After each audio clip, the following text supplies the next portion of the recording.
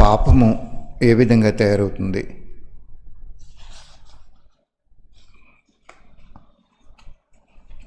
ఆ సబ్జెక్టు గురించి అది 3 రోజులు ఉంటుంది, 3 పార్ట్ల కింద. బహుశా జాగ్రత్తగా వినండి.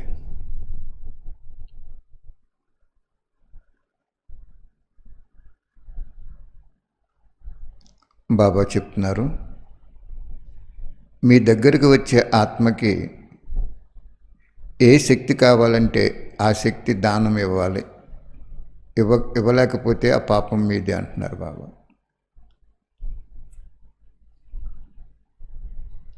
బాబా ఏమంటారు? బ్రాహ్మణాత్మకి దానం ఇవ్వకూడదు, సహయోగం చేయాలి. కానీ ఇతరులకి దానం ఇవ్వాలి.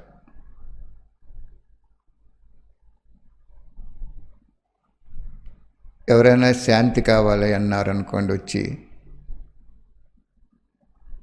మనం ఏం చేయాలి? జ్ఞానం చెప్పకూడదు. అక్కడ కూర్చోమ్మా, చక్కగా భగవంతుడితోటి చెప్పుకో. ఇలాగ మనం ఆసక్తి కావాలి కాబట్టి ఆసక్తే అక్కడ అనుభవం చేయించాలి. మరి చేస్తున్నాము మనం?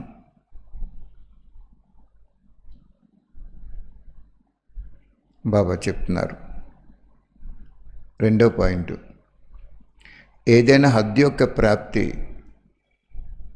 సంకల్పంలో ఆకర్షించిన పాపం తయారైపోతుంది.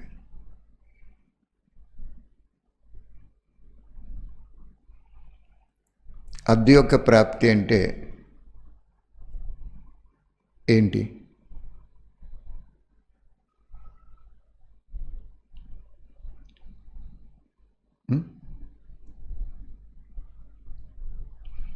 ఒక శ్రేష్ఠ కార్యం చేసేటప్పుడు ఆ కార్యంలో లాభాన్ని సూక్ష్మంగా మనసులో ఆహ్వానించినప్పుడు పాపం తయారైపోద్ది అన్నమాట.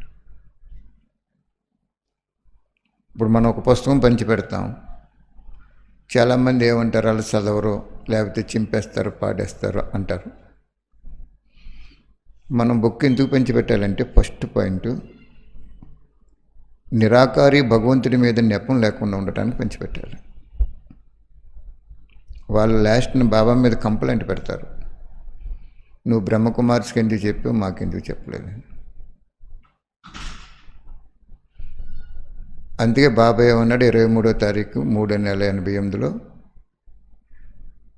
బ్రహ్మకుమారులుగా పిలువబడుతున్న మీరు అందరికీ చెప్పండి, మా బాబా కాదు మీ బాబా వచ్చారని. చెప్పాము మనం? ఎంతమంది చెప్పాం? కాబట్టి బాబా ఇక్కడ ఏ కార్యంలో అయినా, ఏ కర్మలో అయినా ప్రాప్తిని ఆలోచించి ఆ కార్యం చేస్తే పాపం జరుగుతుంది. ప్రాప్తిని అసలు ఆశించకూడదండి, కార్యం చేసుకుంటూ వెళ్ళిపోవాలంతే. మేము చాలా సెంటర్లు పెట్టాం, చాలా చోట్ల. అస్సలు వాళ్ళని చదువుకోమని చెప్పేసి ఇంక మేము వెళ్ళాం. హయ్యెస్ట్ వెళ్తే 1 నెల వెళ్తాం అంతే. ఫస్ట్ ఎందుకు వెళ్ళామంటే వాళ్ళకి అప్పటికి తయారైపోతారు. మనం వెళ్ళి ఇంత ఖర్చు పెట్టాం, వాళ్ళ నుంచి రాబెట్టుకోవాలి. ఇలాగ ఏదైనా కోరిక ఉండిపోయిందనుకోండి, పాపం తయారైపోద్దని చెప్తున్నారు బాబా ఇక్కడ. ఏదైనా హద్దు యొక్క ప్రాప్తిని సంకల్పంలో కూడా ఆకర్షించిన పాపం తయారైపోతుంది. చూడండి ఎంత చక్కగా ఉందో. ఈ పాపం ఎలా ఉంటుందంటే ఎంతో నష్టాన్ని తీసుకొస్తుంది. ఏమి నష్టం చేస్తుంది అది? ఆ పాపము బీజరూపి స్థితిని మరియు ఉన్నత స్థితిలో స్థితులు అవనివ్వదు. మనం అనుకుంటాం కదా, బీజరూపి యోగంలో ఈ పాత ప్రపంచం యొక్క అగ్ని వికారాల అగ్ని అంటుకుపోద్దని చెప్తాం. ఆ స్టేజ్ మనకు రాదని చెప్తున్నారు బాబా ఇక్కడ. యోగంలో బీజరూపి స్థితి అనుభవం అవుదంటున్నారు. ఉన్నత స్థితి కూడా అనుభవం అవుదంటున్నారు బాబా. ఏ పాపం? అద్దు యొక్క ప్రాప్తి సంకల్పంలో ఆకర్షించినప్పుడు నువ్వు ఇంక యోగం చేస్తావు, కానీ బీజరూపి స్థితి యోగం చేయలేవు.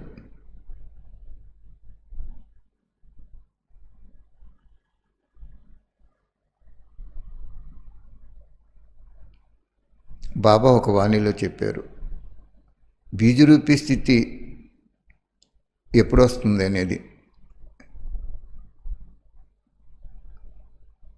ఎప్పుడు వస్తుంది? కోరికంటే ఏంటో తెలియనప్పుడు వచ్చేస్తుంది మనకి. అర్థమైందా?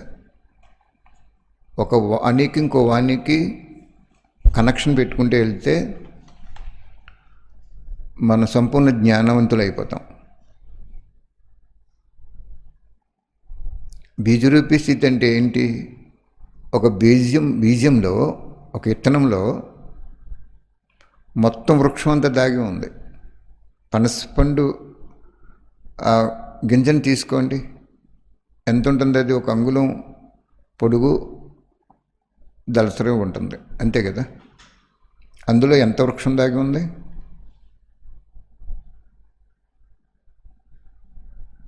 అది ఎప్పుడు వస్తుంది ఆ వృక్షం బయటికి? మట్టిలో కప్పెట్టి దాన్ని పోషవర్గం చేసినప్పుడు వస్తుంది. లేకపోతే గింజను అలా బయట ఉంచితే వచ్చేస్తుందా? అలాగే బీజరూపి స్థితి ఉన్నత స్థితిలో ఆ పాపము స్థిరంగా అవనివ్వదని చెప్తున్నారు బాబా.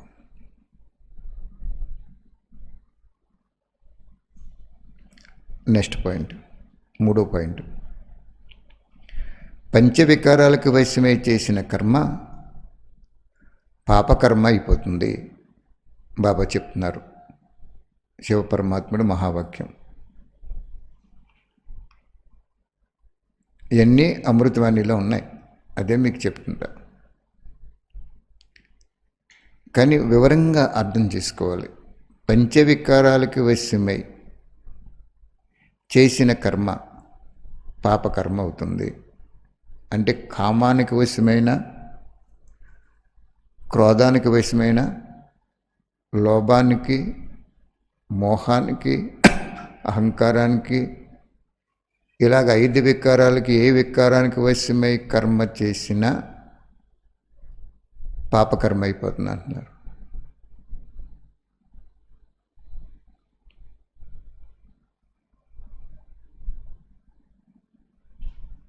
ఒక కోరికతో మనం ఒక కార్యం చేసామనుకోండి, మనం ఒక విఐపిని పిలుస్తాం కదా, మధువనం కూడా తీసుకెళ్తాం. కానీ మన భావన ఎలా ఉండాలి? ఆయన అక్కడికి వెళ్ళి మన దగ్గరికి వచ్చిన తర్వాత ఆయన ఇంట్లో పూజ గదిలో, దేవుడి గది, ప్రతి ఒక్కరు దేవుడి గది లేకుండా ఉండదు. ప్రతి ఒక్కరికి పూజ చేయకుండా సాధారణంగా ఉండరు. ఆయనకు ఒక పుస్తకం ఇచ్చి, బాబు ఈ యోగ విధానం ఇలా చదువుకో, ఇలా చేసుకో, అవసరమైతే సద్గురువారం మా దగ్గరికి రా అని బాబాని ప్రత్యక్షం చేయడానికి తీసుకెళ్ళామా అక్కడికి? లేదు, ఈయన అక్కడికి వెళ్తే ఇది చాలా పెద్ద సంస్థ అని బాహ్య కంటికి ఇంపుగా కనపడి మనం ఏదడిగితే తెస్తాడని తీసుకెళ్ళామా?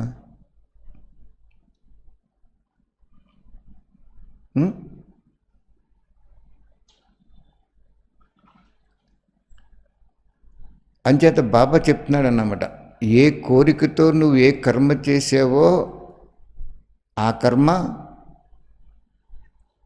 కోరిక లేకుండా ఉన్నది శ్రేష్ఠ కర్మ. కోరికతో సూక్ష్మంగా దాగి పైకి బాహ్యంగా పెద్దదిగా కనపడుద్ది మనకి, కానీ లోపల ఆంతరంగిక కోరిక ఏముందో భగవంతుడు మనసుని చూసే టీవీ ఉందన్నారు ఆయన దగ్గర. మన దగ్గర మనుషుల్ని చూసే టీవీ ఉంది.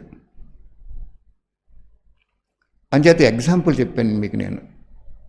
ఒక రోడ్డు తుడుచుకుని స్కేవెంజర్ని ఎవరినైనా తీసుకెళ్తామా మనం ఉదయం? ఎందుకు తీసుకెళ్ళను?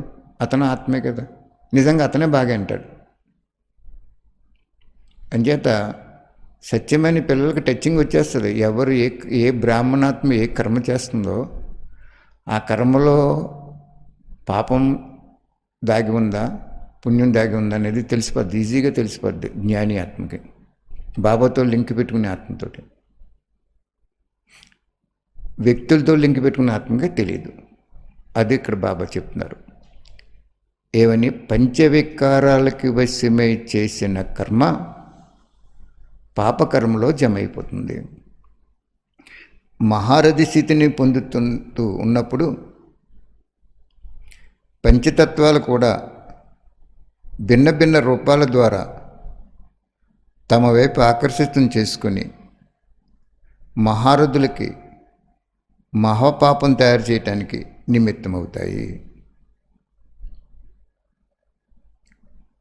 మహారథి స్థితిని పొందుతూ ఉన్నప్పుడు అంటే ఆత్మ మహారథి స్థితి పొందేస్తుంది. గ్రాడ్యువల్గా డెవలప్ అవుతారు కదా. టీచర్ అంటారు, తర్వాత దాది దీది అంటారు, మాకు ఇన్ఛార్జ్ అంటారు, మా జిల్లాకి ఒక జోన్కి ఇన్ఛార్జ్ అంటారు. ఇలాగా పేరు గౌరవంలోని మహారథి స్థితిని లేదా స్వస్థితిలో కూడా మహారథి స్థితిని పొందే ఆత్మలు కూడా ఉన్నారు. బాబా చెప్తున్నారు. పంచతత్వాలు భిన్న భిన్న రూపాల ద్వారా ఆ మహారథి స్థితిని పొందుతున్న ఆత్మని తన వైపు ఆకర్షితం చేసేసుకుంటుంది. మహారథులు అప్పుడు గ్రహించుకోవాలి, మహారథులకి మహాపాపం తయారు చేయటానికి ఆ పంచతత్వాలు ఆకర్షితం చేసేసుకుని నిమిత్తం అవుతాయి. పంచవికారాలను అర్థం చేసుకుని వాటిని జయించటం చాలా తేలిక. కానీ పంచతత్వాల ఆకర్షితంగా అతీతమైన వారు, 10 వికారాలకు అతీతమైన వారికే విజయదశమి అనే ఉత్సాహం జరుగుతుంది. వీరే అష్టరత్నాలు. బాబా ఏం చెప్తున్నారు చూసారా?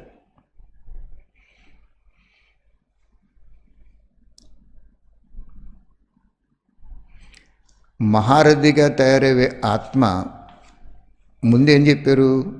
పంచవికారాలకు వశమే చేసిన ఆత్మ ఏ కర్మ చేసినా పాపాత్మే అంటున్నారు బాబా. పాపాత్మ అనే లిస్టులోకి వెళ్ళిపోద్ది.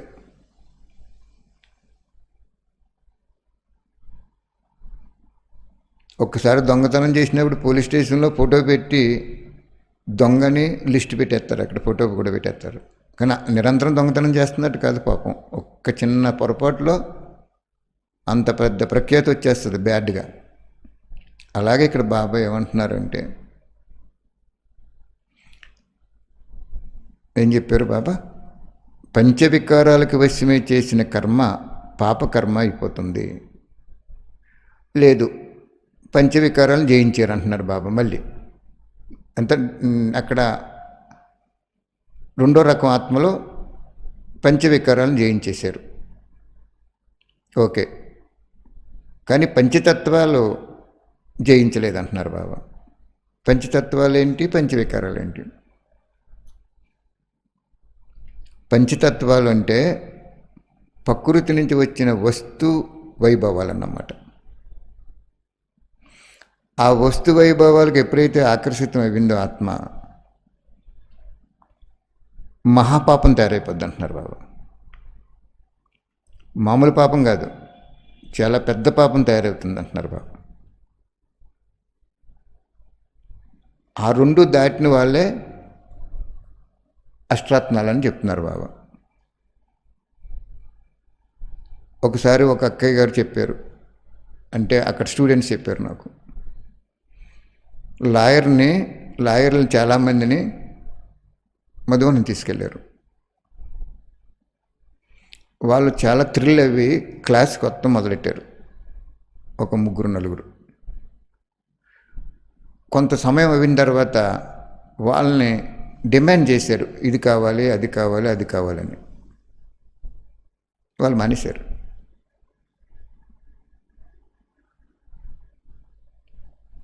అంచేత మనకి అన్నీ బాబా ఇస్తాడు. అందరినీ బాబా దగ్గర చేసినప్పుడు మనకు అన్నీ బాబా ఇస్తారు.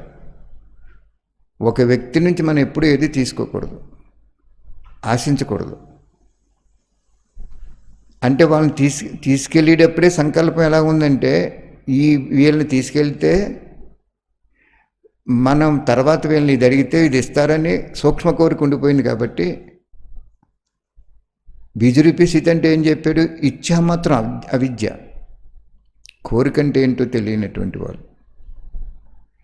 అప్పుడు వాళ్ళు జ్ఞానం నుంచి ఇక్కడ కూడా ఇదే కోరికలు ఉంటాయి కోసం మనల్ని డిమాండ్ చేస్తున్నారు అని వాళ్ళ జ్ఞానంలో మానేశారు. ఇప్పుడు ఎంతోమందిని వీఐపీలు తీసుకెళ్తున్నారు ఆల్ ఓవర్ ఇండియా నుంచి, ఫారెన్ నుంచి కూడా. ఎంతమంది నిలబడుతున్నారు? నిలబట్టలేదు. పోనీ నిలబట్టలేదు, మనం కూడా పుస్తకాలు ఎన్నో పంచిపెడితే అందరూ సెంటర్కి వచ్చేస్తున్నారా? రావట్లేదు. కానీ ఆ బుక్ టీచర్ అయ్యి వాళ్ళ పూజ గదిలో చెప్పేస్తుంది, ఒక టీచర్గా ఉండి చెప్పేస్తుంది జ్ఞానం అంతా. మరి మనకి వీళ్ళకి ఏం చేయాలి? ఫోన్లో రాకపోయినా కానీ మీ ఇంటికి వెళ్ళి మీ ఇంట్లో పూజ గదిలో చదువుకోండి అని చెప్పారు కదా. అదే ఇక్కడ బాబా ఎందుకు ఎగ్జాంపుల్ చెప్తున్నాను అంటే, చాలా పవర్ఫుల్ వాణిలు, సామాన్యమైన వాణిలు కావు. 5000 సంవత్సరాలకి 84 జన్మలకి ప్రాలబ్ధం జీవితం, ప్రాప్తి జీవితం, సౌభాగ్య జీవితం ఈ వాణి అప్లై చేసిన ఆధారంగానే ఉంటుంది. అందుకు లోతుగా చెప్పవలసి వస్తుంది. సారీ, నేను ఎవరిని కూడా విమర్శించాలని చెప్పట్లేదు. నాకు అవగాహన చేసేవాడు బాబా ఎన్నిని, వీళ్ళు తప్పు చేస్తున్నారు నువ్వు చేయకు అని. అందుకు ఇక్కడ బాబా ఏం చెప్తున్నారు? పంచవికారాలకు వశమై చేసిన ప్రతి కర్మ కూడా పాపకర్మే. రెండో పాయింట్, పంచవికారాలను జయించేసింది మహారథిగా పరిగణింపబడింది. కానీ పంచతత్వాలకి పరీక్ష పెడతారు బాబా. మళ్ళీ పంచతత్వాలు పరీక్ష పెడతాయి ఆ ఆత్మని. ఏంటి? వస్తువులు, వైభవాలు కావాలని. అదే కదా మరి బాబా ఏం చెప్పాడే? నీకు ఏది కావాలన్నా మధ్యస్థంగా తీసుకో. బట్టలు కావాలి, ఏదో శరీరాన్ని కప్పుకోవడానికి తీసుకో. సోప్ కావాలి, ఒక ఫోన్ కావాలి, ఏదైనా మధ్యస్థంగా తీసుకో, తప్పలేదు. ఓ బిల్డింగ్ బాబాకి ఒక సెంటర్ కట్టాలి, మధ్యస్థంగా కట్టుకో. అంతేగాని నువ్వు దానికి వశమై నీకు దాసి అయింది కాదా అని చెప్పి దానికి నువ్వు దాసి అయితే టోటల్గా పోగొట్టేసుకుంటావు అని చెప్తున్నాడు బాబా. అంతకుముందున్న మహారాజు స్థితి కూడా డ్రాప్ అయిపోద్ది. అంత డీప్గా చెప్తున్నారు బాబా ఇక్కడ పాయింట్. ఈ రెండు జయించిన వాళ్ళు ఎంతమంది ఉన్నారు మొత్తం ప్రపంచంలో? 33 కోట్లలో 16 మంది ఉన్నారు అంతే. అష్టరత్నాల వాళ్ళే 8 లక్ష్మీనారాయణలు కదా, వాళ్ళే. అదే చెప్తున్నారు బాబా. పంచవికారాలని, పంచతత్వాలని జయించిన వాళ్ళే అష్టరత్నాలు అని క్లియర్గా చెప్పేస్తున్నారు బాబా ఇక్కడ. అర్థమైందా? ఇప్పుడు నిజంగా మన సెంటర్ వాళ్ళు ఆ పంచతత్వాలు పంచతత్వాలు అంటే ప్రకృతి వశమైపోయింది భగవంతుడితో పాటు. నా పిల్లలకి అన్నీ ఇవ్వాలని. అది మనం సత్యయుగంలో అది వశమైపోయింది. అక్కడ కాకుండా ఇక్కడ కూడా వశమైపోయింది మనకి. ఎన్నో వచ్చేస్తాయి మనకి. కానీ బాబా ఏమంటున్నారంటే అది స్వీకరించకూడదు. మహారథిగా తయారవుతున్న ఆత్మని, పంచవికారాలు జయించిన ఆత్మని, పంచతత్వాలు మహాపాపం తయారు చేయటానికి నిమిత్తమవుతాయి. ఎవరైతే 2 దాటారో వాళ్ళు అష్టరత్నాలు. దాటలేదు, పంచతత్వాలు పరీక్షలో దాటలేదు, ఇంకా వాళ్ళు మ్యాక్సిమం 16,108 కూడా రాలేరు వాస్తవానికి చెప్పాలంటే.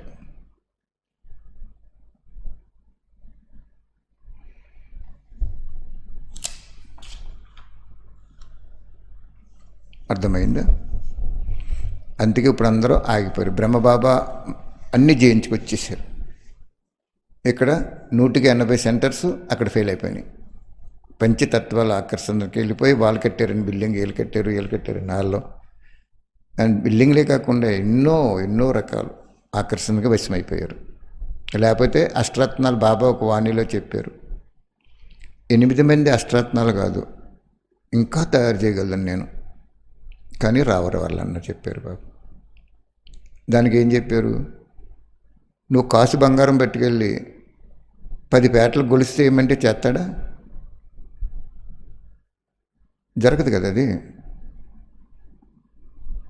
నువ్వెంత బంగారం ఇచ్చావో దాని ప్రకారం అది లభిస్తుంది. నువ్వు కాసు బంగారం పట్టుకెళ్ళి 10 కాసులు మెల్లోకి గొలుసుకొని చెయ్యి, 10 పేటలు చెయ్యి అంటే ఎలా చేస్తాడు? చేయడు. కానీ అతని దగ్గర చేసే స్తోమత ఉంది, నువ్వు ఇచ్చే బంగారాన్ని బట్టి ఉంటుంది.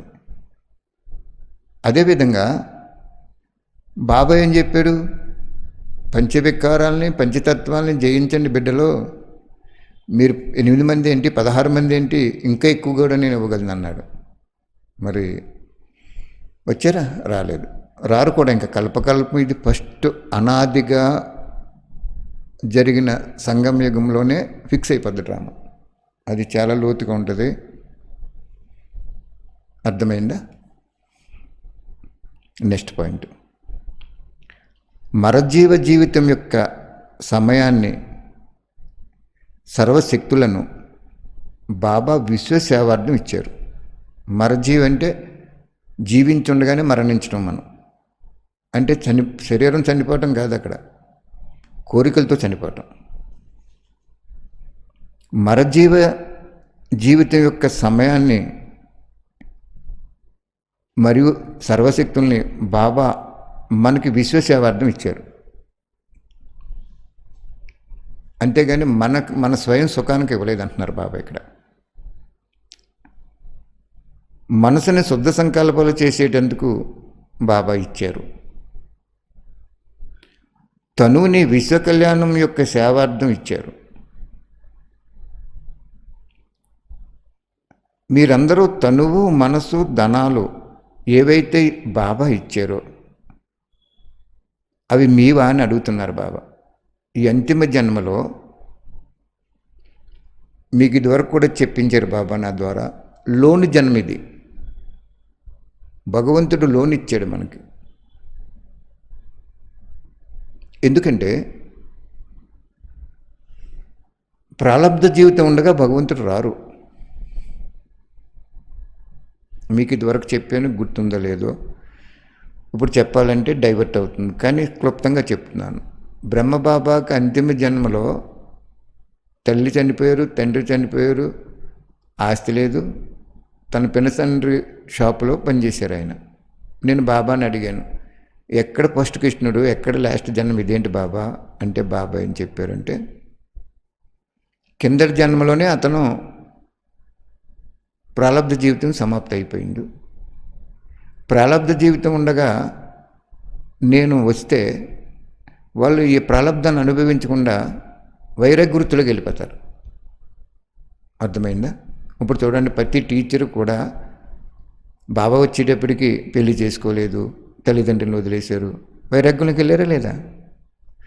అంచేత బాబా అక్కడ బ్రహ్మబాబాకేమనే మనందరికీ కూడా ఇది ప్రాలబ్ధ జీవితం అనుభవిస్తున్నప్పుడు భగవంతుడు రారు, వస్తే మనం అది అనుభవించాం.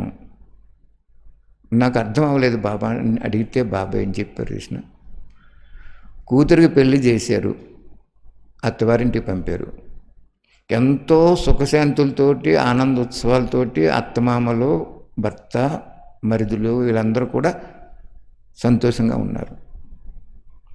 అప్పుడు నువ్వు వెళ్ళావు, ఇంటికి తీసుకొచ్చేస్తావా? పుట్టింటికి నువ్వు అక్కడ ఉండొద్దని తీసుకురాం కదా. తీసుకొస్తే మళ్ళీ ఆ సుఖాల నుంచి వంచితం అయిపోద్ది. అలాగే భగవంతుడు వచ్చాడు అంటే సత్యయుగంలో దాసి ఆత్మ ప్రజా ఆత్మ కూడా తప్పకుండా వైరాగ్యం వచ్చేస్తుంది ఆత్మకి, ప్రాలబ్ధ జీవితాన్ని అనుభవించదు. అందుకు భగవంతుడు రారు. అదే చెప్తున్నారు ఇక్కడ బాబా. ఏమని? జీవితం యొక్క సమయాన్ని, సర్వశక్తులను బాబా విశ్వసేవార్థం ఇచ్చారు మనకి. విశ్వానికి ఉపయోగించండి అని, మనసుని శుద్ధ సంకల్పాలు చేసేటందుకు ఇచ్చారు. తనువుని విశ్వ కళ్యాణం యొక్క సేవార్థం ఇచ్చారు. మీరందరూ తనువు, మనసు, ధనాలు ఏవైతే ఇచ్చారో అవి మీవా అని అడుగుతున్నారు బాబా. మనే కాదు, అప్పిచ్చాడు, లోన్ ఇచ్చాడు, లోన్ కట్టేయాలి, అప్పు కట్టేయాలని అని చెప్తున్నారు ఇక్కడ బాబా. అర్పణ చేసినవి బాబావి కదా. బాబా తిరిగి వాటిని మీకు విశ్వసేవార్థం ఇచ్చారు. శ్రేష్ఠ సంకల్పంతో వాయుమండలము మరియు వాతావరణాన్ని శుద్ధి చేసేటందుకు మనసునిచ్చారు. ఇలా ఈశ్వరుడి ద్వారా పొందిన ఈ జన్మలో వాటిని వ్యర్థంగా ఉపయోగిస్తే పాపభారం తయారైపోతుంది.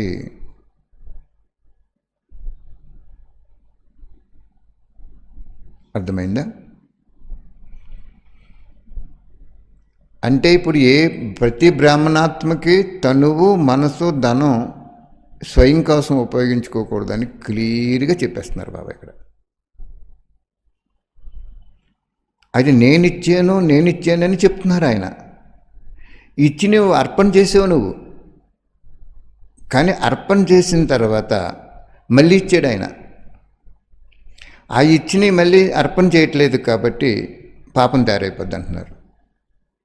ఇంకొక పాయింట్ చెప్పుకుని ఆపుకుందాం. చాలా లోతుగా చెప్తేనే కానీ అర్థం అవుతుంది. ఏం చెప్తున్నారు బాబా?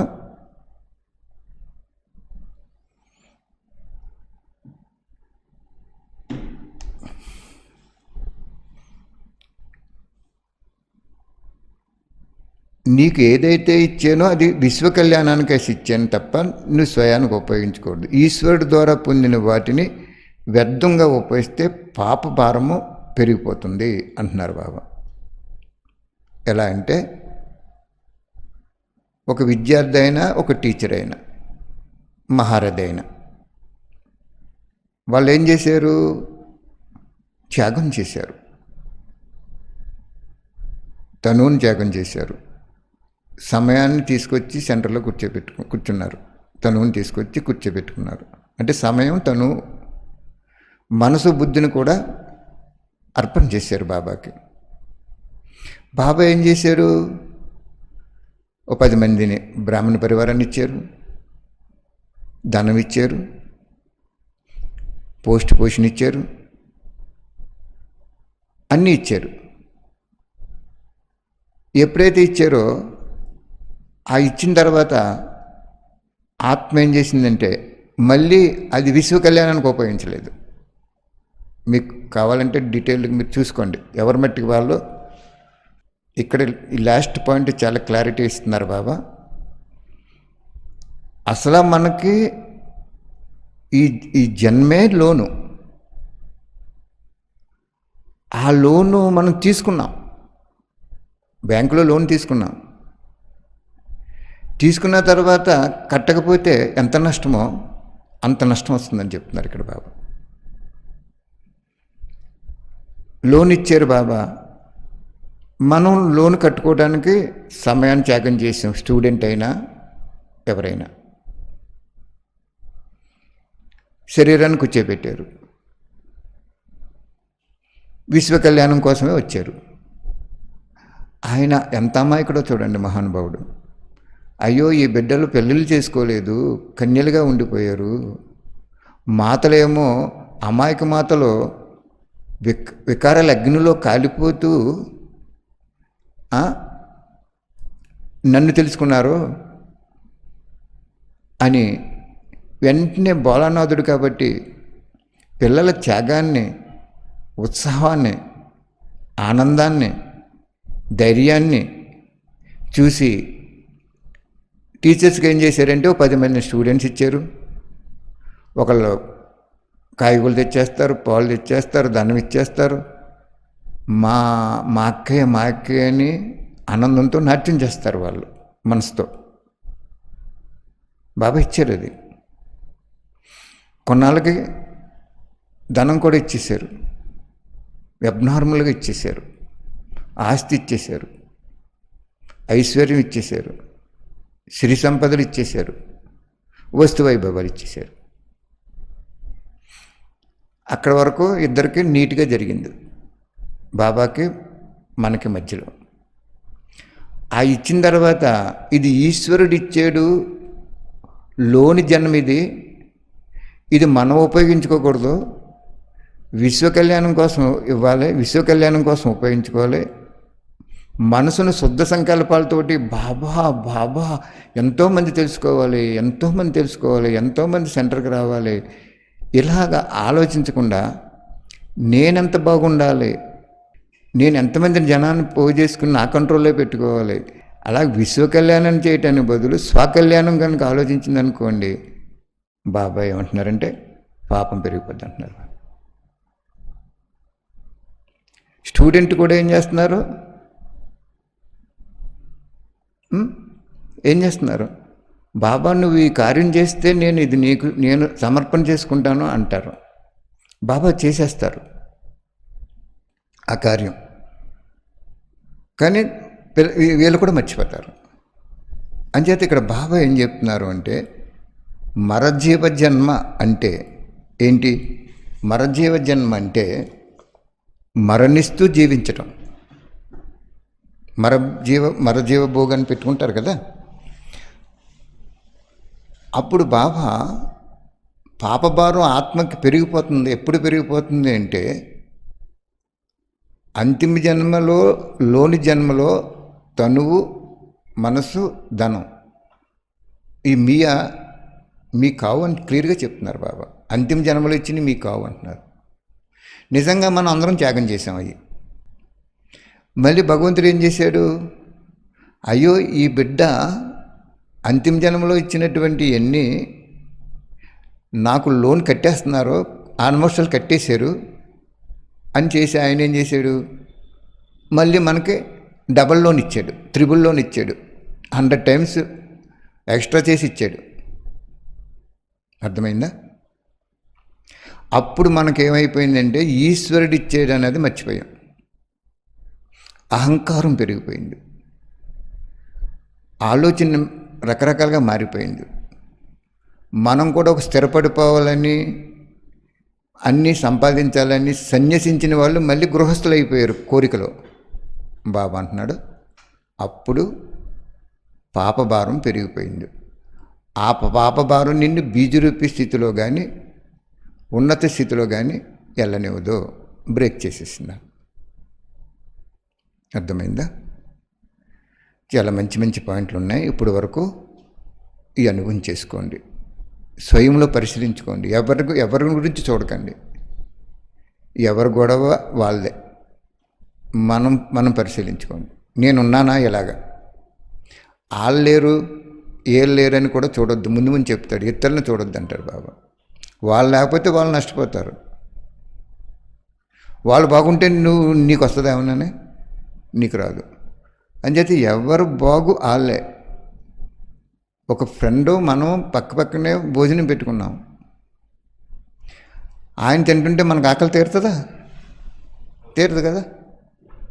కాబట్టి బాబా ఏం చెప్తున్నారంటే ఎవరికి వాళ్ళే లోన్ కట్టేశానా లేదా, కట్టేశాను, మళ్ళీ లోన్ ఇచ్చినప్పుడు మళ్ళీ కడుతున్నానా లేదా అంటే విశ్వ కళ్యాణానికి ఉపయోగించడమే కడతాం అంటే. మన స్వకళ్యాణానికి ఉపయోగించుకున్నామా, పాపభారం రోజు రోజుకి పెరిగిపోతుంది. పెరిగిపోయి ఏం చేస్తుందంటే ఆ పాపం మనం తినేయడానికి వచ్చేస్తుందని చెప్పారు బాబా. ఇంకా ఫ్యూచర్లో చెప్తారు ఇవన్నీ. ఆ పాపభారం ఉందని గుర్తు ఏంటంటే నువ్వు యోగం చేద్దామని కూర్చుంటే నీకు యోగం కుదరదు అసలు. బీజరూపి స్థితిలోకి వెళ్ళలేవంటున్నాడు బాబా, వానప్రస్థితిలోకి వెళ్ళలేవంట అన్నాడు. బాబు సమాన స్థితిలోకి వెళ్ళలేవు. ముందు ముందు చెప్తాడు ఇవన్నీ. బాబు సమాన స్థితిలోకి వెళ్ళలేవు అంటాడు. పరిస్థితిగా కూడా అవలేవని చెప్తాడు. కాబట్టి సహృదయంతో ఈ కర్మల గుహ్యగతిని బాగా అర్థం చేసుకోండి. పాపము యొక్క గతిని, పుణ్యం ఒక గతిని అర్థం చేసుకోండి. బాబాకి ఇటువంటి గుహ్యమైనటువంటి 84 జన్మలకి ఫౌండేషన్ వేసేటువంటి వాక్యాల్ని బాబా మనకు అర్థం చేయించి మళ్ళీ మీకు అర్థం చేయించినందుకు ఆ తండ్రికి మళ్ళీ మీరు 10 మందికి అర్థం చేయించాలనే భావంతో బాబా ఆశ పెట్టుకున్నాడు. రోజుకి 3 వాక్యాలైనా కానీ పూర్తిగా జీర్ణమైపోయేలాగా చెప్పుకుందాం. నాకు నిన్న నుంచి టచ్చింగ్ ఇచ్చారు బాబా దీని గురించి చెప్పని. నేను అనుకున్నాను కొత్త ఆత్మలు అది వింటున్నారు కదా, వాళ్ళు ఏమనుకుంటారు బాబా అంటే, ఏం పర్వాలేదు చెప్పు, వివరంగా చెప్పు అన్నారు. అప్పుడు బాబు కూడా డాడీ ఏం చెప్తావంటే, ఏం చెప్తామని అడిగితే పాపం గురించి చెప్పన్నారు. అంటే చూడండి, బాబాకి కాబట్టి ఇద్దరికి ఒకటే సంకల్పం వచ్చింది. నేను ఆలోచించాను, చాలా స్ట్రాంగ్గా ఉంటుందండి పాపం. వాడిని చదివితే అసలు మనం ఎక్కడున్నామనేది తెలిసిపోద్ది, మనం ఏ లిస్టులో ఉన్నామని తెలిసిపోద్ది. అందుకని నేను బాబా చదవను, కొత్త వాళ్ళు మంచి మంచి వాళ్ళు వింటున్నారు అంటే ఏమీ పర్వాలేదు, వివరంగా చెప్పు, ఇంకా టైం ఉందని చెప్పు. వాళ్ళని మార్చుకోవడానికి, పాపపు లిస్టులోంచి పుణ్య లిస్టులోకి వెళ్ళిపోవడానికి టైం ఉందని చెప్పు, చేసుకోమని చెప్పు. ఏ విధంగా అయితే జైల్లో పెట్టిన వాడిని ప్రవర్తన బాగుంటే గాంధీ జయంతిని వదిలేస్తారు కదా, రిలీజ్ చేసేస్తారు కదా, అలాగే నేను రిలీజ్ చేసేస్తాను పుణ్యాత్మలుగా అని చెప్పారు బాబా. పోన్లే బాబా, నాకెందుకు, మీరు చెప్పిందే నేను చేయటం. ఆజ్ఞాకారి అంటే అదే, నమ్మకదారి అంటే అదే, విశ్వాసపాత్రుడు అంటే అదే. ఆత్మిక తండ్రికి ఆత్మిక పిల్లల యొక్క ప్రియాతి ప్రియ స్మృతులు మరియు నమస్తే. థ్యాంక్ యూ బాబా. అలా రోజు చెప్పించుకో, అందరినీ మార్చండి. వాళ్ళ పాపం అమాయకత్వంగా ఉన్నారు, తెలియక చాలామంది ఉన్నారు. అల్పకాలిక రసాలకు వశమైపోయి అలౌకిక ఆత్మలు కూడా పాపభారంలో ఉన్నారు. వాళ్ళను కూడా ఇడిపించి, వాళ్ళకు కూడా దివ్య బుద్ధి ఇచ్చి వాళ్ళను కూడా పావనం చేయండి బాబా. అందరినీ పావనం చేయండి. విశ్వ కళ్యాణానికి ఉపయోగించండి వీళ్ళందరినీ. విశ్వం ఎదురు చూస్తుంది మీకోసం. ఎక్కడున్నారు అని తప్పిస్తుంది బాబా. Thank you Baba. Om Shanti.